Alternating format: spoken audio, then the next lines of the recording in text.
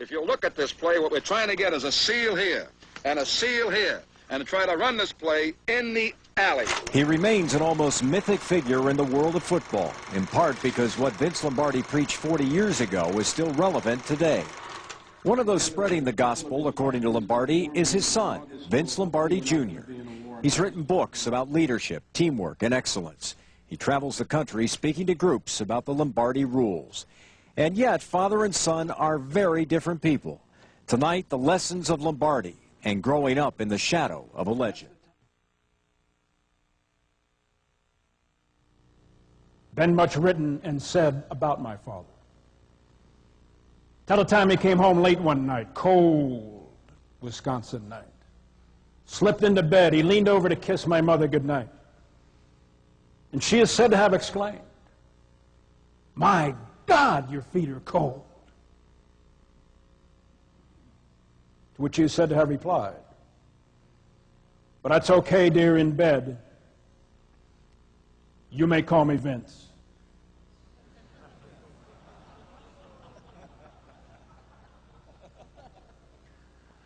Closer to the truth than I care to admit.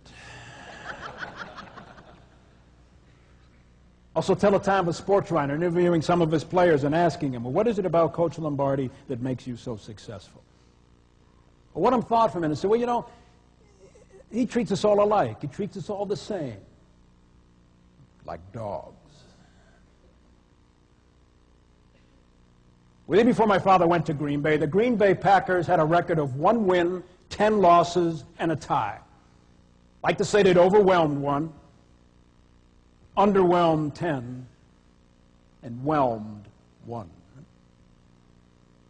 What a question could be asked. How do you take a team like that that doubts itself, that's tentative? And how do you transform them into champions? And it's a fair question.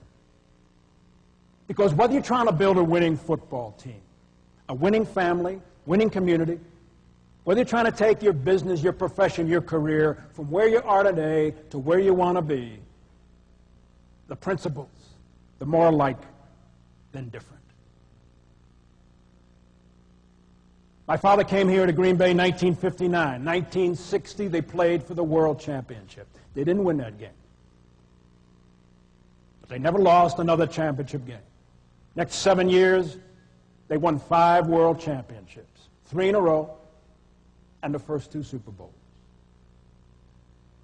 Now, not only is that a study in how to attain a goal, that's a study in how to maintain a goal.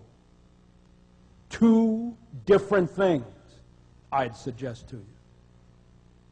And if you've been around for a while and if you've experienced some success, if a lot of you have, then you know what I'm talking about. It's tougher to stay on top than it is to get to the top.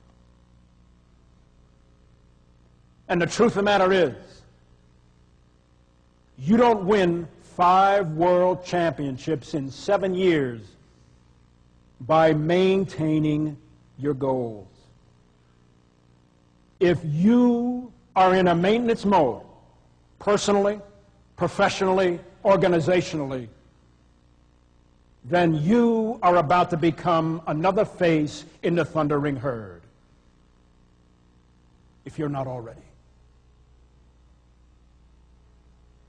We win, we achieve, we excel by a commitment to constant and continuous change, a commitment to constant and continuous growth, a commitment to constant and continuous improved performance.